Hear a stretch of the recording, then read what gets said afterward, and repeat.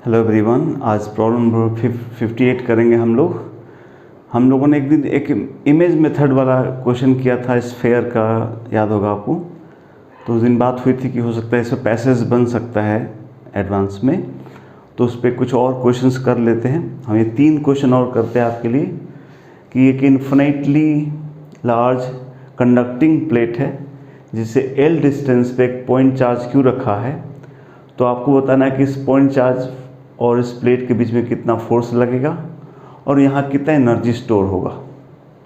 दूसरा है कि एक इन्फिनाइट प्लेट है, ये इन्फिनाइट प्लेट है, यहाँ से L पे एक पॉइंट चार्ज क्यू रखा है, तो इस पॉइंट चार्ज क्यू पर कितना नेट फोर्स लगेगा।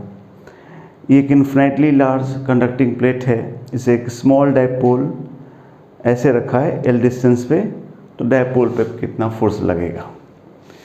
तो इस क्वेश्चन को इमेज मेथड से कर सकते हैं, ठीक है। तो मैं आपके लिए करता हूँ, एक बार इस मेथड को समझ लेना है। बहुत इजी है, मुश्किल नहीं है। एक बार जानते रहेंगे तो अगर कभी मान लीजिए सामने आ गया तो आप आसानी से कर सकेंगे।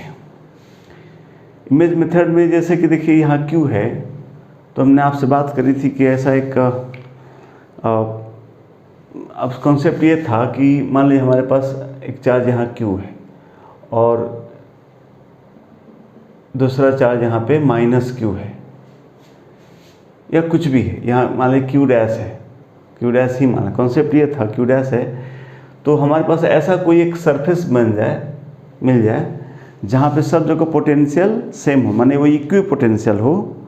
तो कॉन्सेप्ट ये है कि इस चार्ज को हम इस सरफेस पे मान सकते हैं कि चार्ज सारा इस Q2 पे है। तो इससे बाहर जो चार्ज है, इससे इसका इंटरेक्शन पे कोई असर नहीं पड़ता है, यही कॉन्सेप्ट है।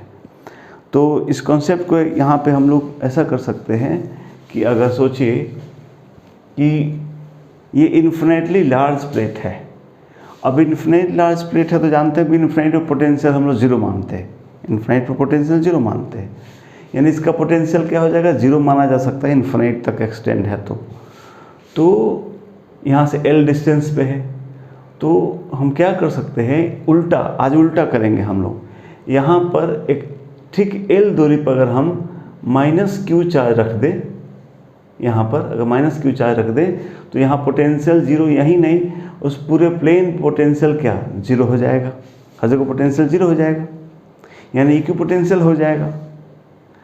तो जो Q के सामने पहले माइनस क्यू यहाँ हुआ करता था, आज उल्टा कॉन्सेप्ट कर रहे हैं कि हम लोग इधर का चार्ज को पूरा इक्वी पोटेंशियल सरफेस पर रख देते थे, आज उल्टा कर रहे हैं, इसको हम पॉइंट चार्ज बना दे रहे हैं।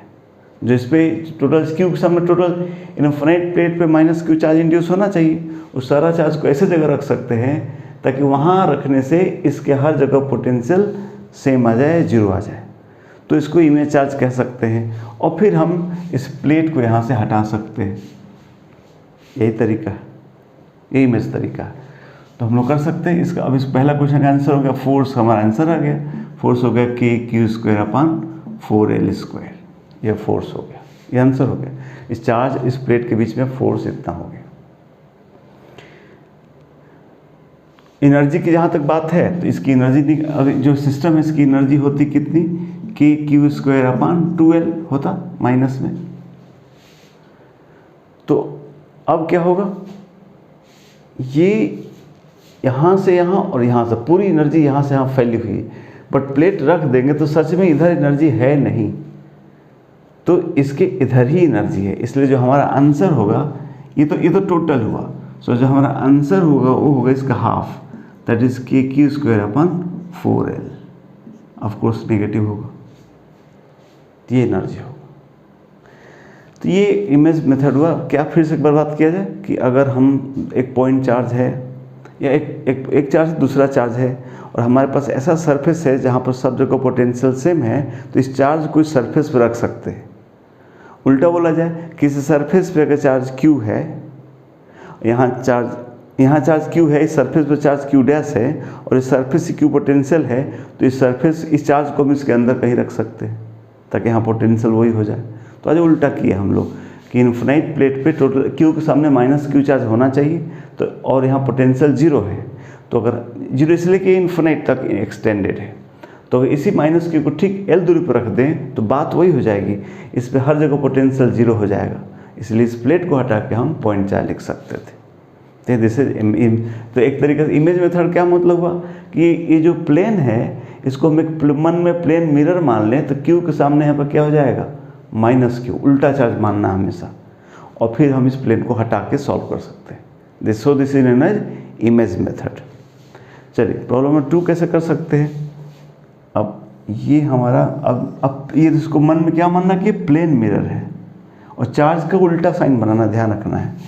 तो यहाँ चार्ज क्यू है हमारे पास, तो ठीक एल दूरी पे यहाँ चार्ज होगा माइनस क्यू, यहाँ पे उल्टा इसका इमेज है तो यहाँ पे होगा माइनस क्यू, बिकॉज ये प्लस क्यू है, प्लस का इमेज माइनस क्यू, और फिर इसको एक्सटेंड करेंगे तो इस माइनस क्यू का इमेज यहाँ पर इसका इमेज यहाँ बनेगा, माइनस क्यू का क्या प्लस क्यू, और इस माइनस क्यू का भी प्लस क्यू, तो दो क्यू नहीं लिखेंगे, एक ही इमेज बनता है। जो लोग ऑप्टिक्स जानते हैं कि एक ही इमेज होता है, तो प्लस 2 क्यू नहीं लिखेंगे, क्यू ही लिखेंगे।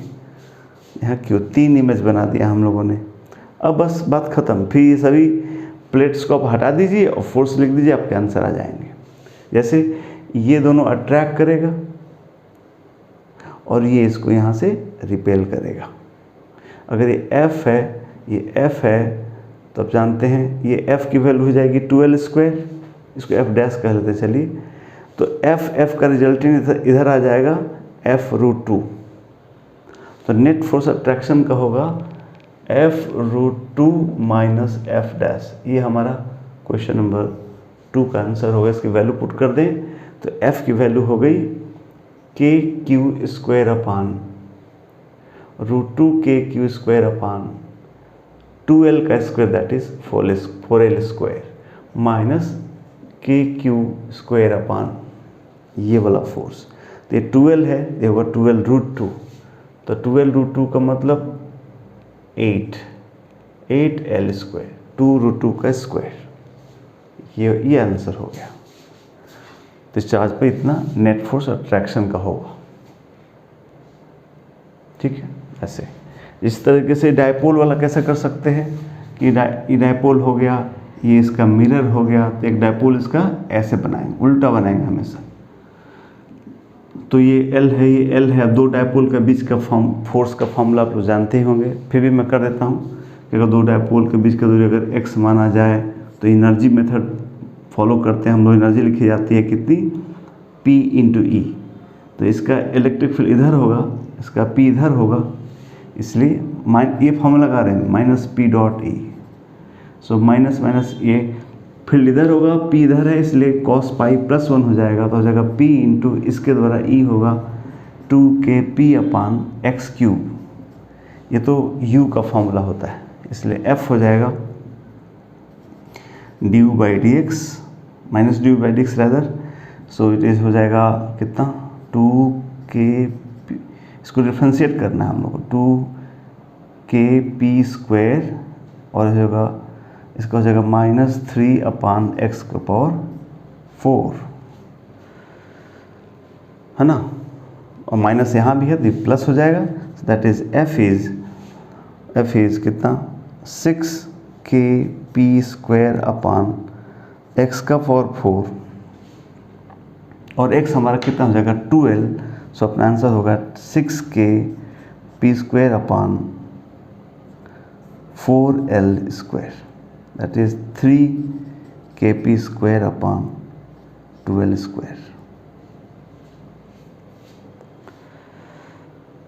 ये पावर 4 गलत हो रहा है, पावर 4 है ना ये, तो ये हो जाएगा 16L⁴, तो हो जाएगा 38L⁴। ठीक है, तो ये पॉजिटिव मतलब यहाँ पे क्या होगा, पॉजिटिव मतलब रिपल्सन होगा, रिपल्सन इसका होगा यहाँ से। ठीक है, सो ये सिंपल तरीका है इमेज मेथड का।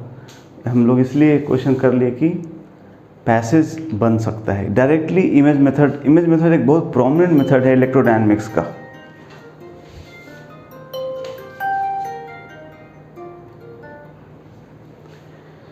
तो ये एक बहुत ही प्रोमिनेंट मेथड है इलेक्ट्रोडायनेमिक्स का, बट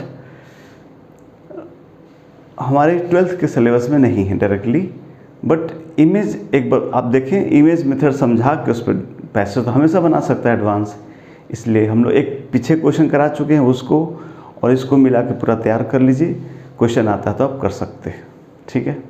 चलिए तो नेक्स्ट क्वेश्चन किसी और टॉपिक से करते हैं। Thank you.